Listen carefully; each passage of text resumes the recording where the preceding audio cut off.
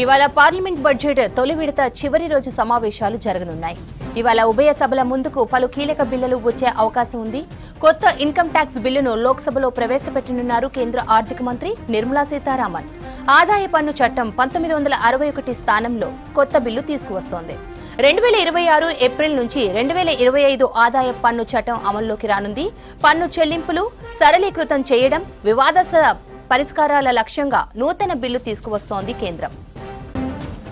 మరోవైపు ఇవాళే పార్లమెంటు ముందుకు ఉభయ సభలను ఉద్దేశించి వక్ఫ్ సవరణ బిల్లు రానుంది. ఉభయ సభల్లో రిపోర్టును ప్రవేశపెట్టనున్నారు JPC chairman Jagdambika Pal, BJP MP Sanjay Jaiswal. జనవరి 30న లోక్సభ స్పీకర్ కి జేపీసీ నివేదికను అందించారు జగదాంబికా పాల్. వక్ఫ్ సవరణ బిల్లుకు 14 సవరణలకు ఆమోదం తెలిపారు. మరోవైపు పార్లమెంట్ అనెక్స్ బిల్డింగ్ లో కాంగ్రెస్ ఎంపీలతో భేటీ కానున్నారు లోక్సభ ప్రతిపక్ష నేత రాహుల్ గాంధీ. కొత్త బిల్లులు సభలో వ్యవహరించాల్సిన వ్యూహాలపై ఎంపీలకు దిశానిర్దేశం చేయనున్నారు. ఇవాళ పార్లమెంట్ బడ్జెట్ తొలి విడత చివరి రోజు సమావేశాలు జరగనున్నాయి. ఇవాళ ఉభయ సభల ముందుకు పలు కీలక బిల్లులు వచ్చే అవకాశం ఉంది. కొత్త ఇన్కమ్ ట్యాక్స్ బిల్లును లోక్సభలో ప్రవేశపెట్టనున్నారు కేంద్ర ఆర్థిక మంత్రి నిర్మలా సీతారామన్. ఆదాయ పన్ను చట్టం 1961 స్థానంలో కొత్త బిల్లు తీసుకువస్తోంది. 2026 ఏప్రిల్ నుంచి 2025 ఆదాయ పన్ను చట్టం అమల్లోకి రానుంది. పన్ను చెల్లింపులు సరళీకృతం చేయడం, వివాదాస్పద పరిష్కారాలు నూతన బిల్లు తీసుకువస్తోంది కేంద్రం. మరోవైపు ఇవాళే పార్లమెంటు ముందుకు రానుంది వక్ఫ్ సవరణ బిల్లుపై జేపీసీ రిపోర్ట్. ఉభయ సభల్లో రిపోర్టును ప్రవేశపెట్టనున్నారు JPC chairman Jagdambika Pal, BJP MP Sanjay Jaiswal. జనవరి 30న లోక్సభ స్పీకర్ కి జేపీసీ నివేదికను అందించారు జగదాంబికా పాల్. వక్ఫ్ సవరణ బిల్లుకు 14 సవరణలకు ఆమోదం తెలిపారు. మరోవైపు పార్లమెంట్ అనెక్స్ బిల్డింగ్ లో కాంగ్రెస్ ఎంపీలతో భేటీ కానున్నారు లోక్సభ ప్రతిపక్ష నేత రాహుల్ గాంధీ. కొత్త బిల్లులు సభలో వ్యవహరించాల్సిన వ్యూహాలపై ఎంపీలకు దిశానిర్దేశం చేయనున్నారు.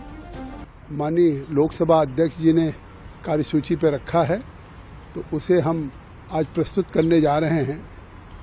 6 महीने पूर्व भारत सरकार के संसदीय कार्य और अल्पसंख्यक मंत्री श्री किरण रिजिजू जी ने जब इस बिल पे अमेंडमेंट लेकर के आई थी सरकार, तो उन्होंने स्वयं अध्यक्ष जी से आग्रह किया था कि इस पे डिटेल डिस्कशंस और डेलिब्रेशंस के लिए, कि ये देश का एक ज्वलंत मुद्दा है, इसलिए इस पे और डिटेल डिस्कशन हो सके स्टेक होल्डर्स के साथ, सभी राज्यों के साथ, तो इसको ज्वाइंट पार्लियामेंट्री कमेटी का गठन कर दें। और उन्होंने स्पीकर साहब ने इसका गठन किया।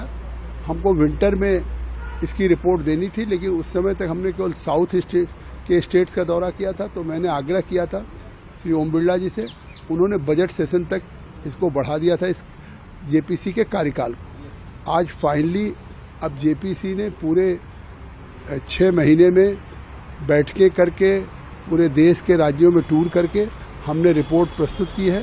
उस रिपोर्ट्स में जो हमारे सभी सदस्य हैं, जब हमने फाइनली रिपोर्ट तैयार किया तो क्लॉज बाय क्लॉज पे हमने अमेंडमेंट मांगा था, और उसमें हमने उन अमेंडमेंट्स पे सभी पे एक क्लॉज बाय क्लॉज के अमेंडमेंट्स पे वोट कराया था, और जो मेजॉरिटी से था उसको अमेंडमेंट्स को हमने अडॉप्ट किया, और जो माइनॉरिटी में था उसको टर्न डाउन किया। तो इस तरह से 14 क्लॉजेज में 25 अमेंडमेंट्स हमारे अडॉप्ट हुए हैं। फिर फाइनली हमने रिपोर्ट को फिर वोटिंग से अडॉप्ट किया है, और अब हम उस रिपोर्ट को सबमिट करने जा रहे हैं। यही तक नहीं, कुछ हमारे माननीय सांसद, हमारे उस कमेटी के सदस्य वो कहते हैं साहब हमारी बात नहीं सुनी गई या हमारी बात नहीं रखी गई। मैंने रिपोर्ट के अडॉप्शन के बाद जो हमने उनसे नोट ऑफ डिसेंट मांगा था, जबकि 2 प्रक्रिया अमेंडमेंट पे भी क्लॉज बाय क्लॉज पे वोटिंग हुई थी, फिर रिपोर्ट के अडॉप्शन पे फिर भी नोट ऑफ डिसेंट, और नोट ऑफ डिसेंट भी हमने सभी के लगाए हैं उस अपेंडिक्स में, जो हमारी एक रिपोर्ट से जेपीसी के, उसके साथ हमारे अपेंडिक्स में नोट ऑफ डिसेंट भी मेंबर्स के जा रहे हैं। और यहाँ तक कि जो स्टेक होल्डर के साथ हमने बातचीत किया है राज्यों में जाके, चाहे गवर्नमेंट ऑफिशियल हों, इस्लामिक स्कॉलर्स हों, मुस्लिम पर्सनल लॉ बोर्ड हो, जमात उलमा हो, या तमाम उनके भी जो रिकॉर्ड्स दिए हैं, उन रिकॉर्ड्स को भी हम आज उसके साथ